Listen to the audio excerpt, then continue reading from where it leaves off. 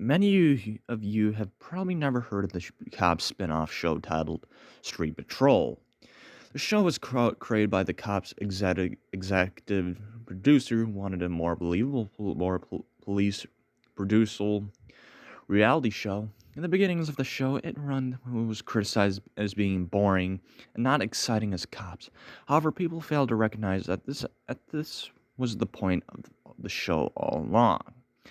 It aired, debuting on True TV. In the beginning of this run, it runs, but quickly cast aside and sent to G4 television studios.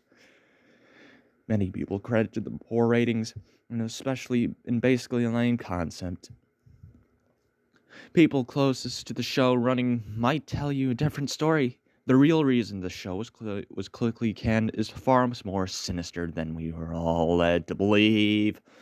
I was an intern with Turner Broadcasting, Time Warner company with an A. I was living in an ATL at the time, so I was stationed at the True TV's headquarters in Atlanta, Georgia. That's my backstory, and you could probably determine how this all went down. There were talks of trying to save the show. Its rating were at a record low, and everyone working on the project feared the worst. Inevitable outcome was cancellation.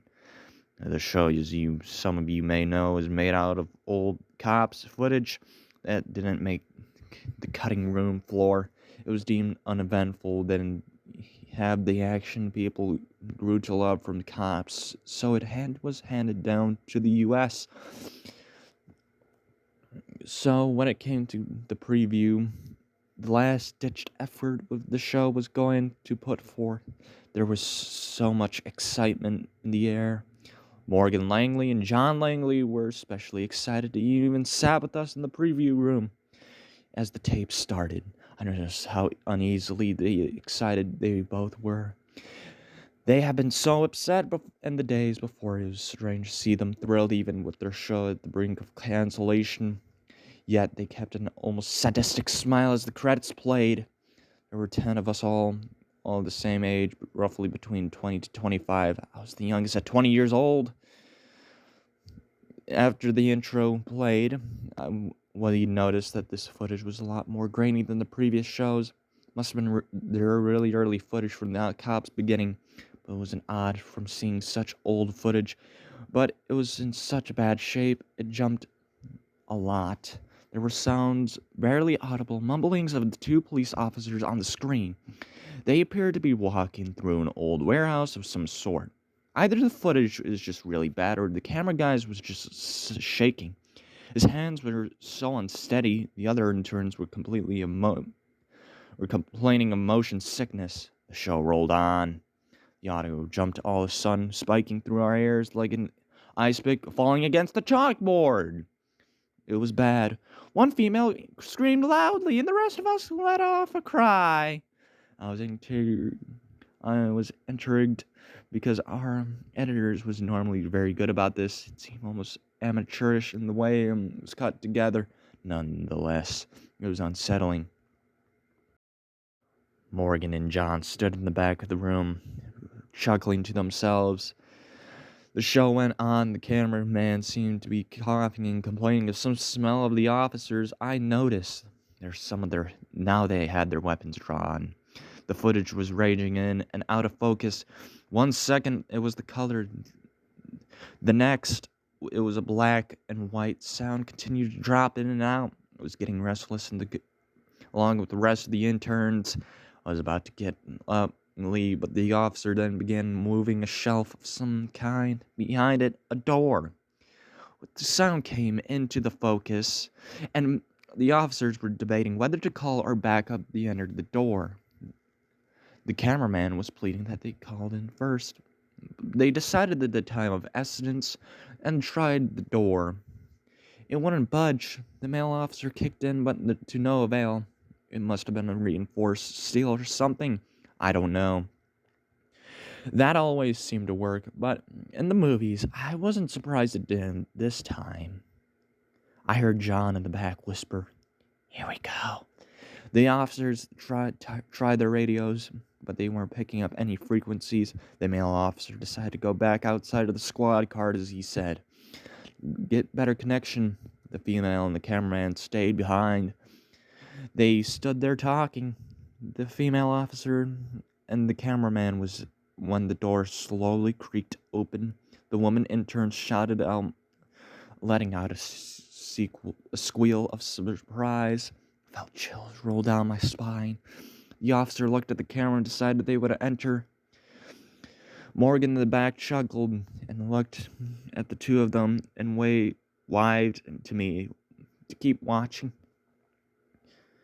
I wish I had it. The cameraman puked as they entered the room. The officer entered first. She cleared the room and when the camera followed behind, the light switched, flicked up, but no light came on, so the cameraman turned on the night vision on the camera. Hanging from the rafters of the roof was a woman, bloody and cut up. Some looked fresh blood, still dripping from the corpses. Others seemed rotting away. However, it was harder to see the details with the night vision. A couple of interns ran out of the room. The cameraman began screaming, but the female officers couldn't see any of it. She was blind in the dark. She bumped into the first corpse, and the intestines fell out of her head. She fell down and screamed out of shock, disgust, and confusion. The cameraman was screaming on the top of his lungs, but we couldn't see. The officer began firing wildly as we saw a figure move behind the body. The camera turns the door shut violently. John and Morgan were in the back of the room, laughing hysterically. Suddenly, it's all is quiet because besides the sobbing of the cameraman, he's waving to the camera around the room, and the female officer is nowhere to be seen. He begins just walking around the room, calling her for her. He calls her name a couple of times and shrieks quite loudly as we see her shirt torn open and a man standing over her, seemingly biting into her flesh. She's convulsing wildly, her gun raised in the air, but it's clicking, but she's out of ammo.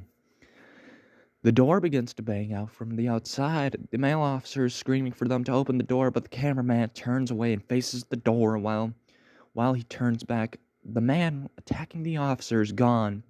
At this point, there were only 4 of us left in the room besides John and Morgan. They were still standing in the back, laughing maniacally. On top of the show itself was the most disturbing of the whole situation.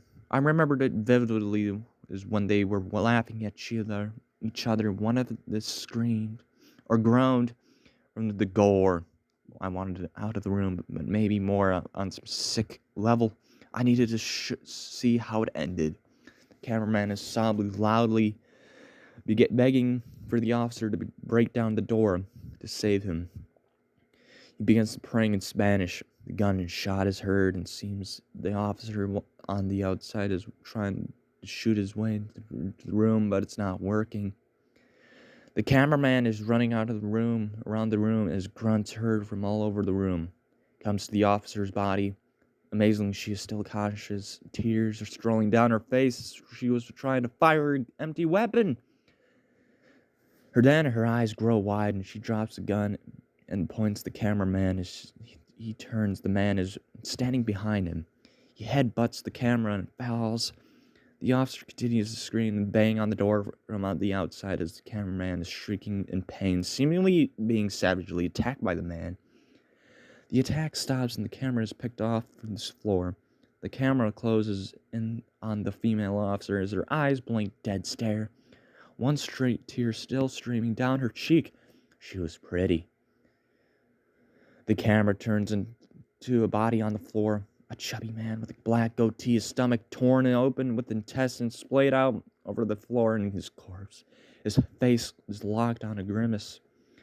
The camera begins to walk to the door. The officer is heard from the outside sobbing, it seems. A hand reaches out the door and opens the door. The officer is still standing there crying. And he screams, "Get on the floor!"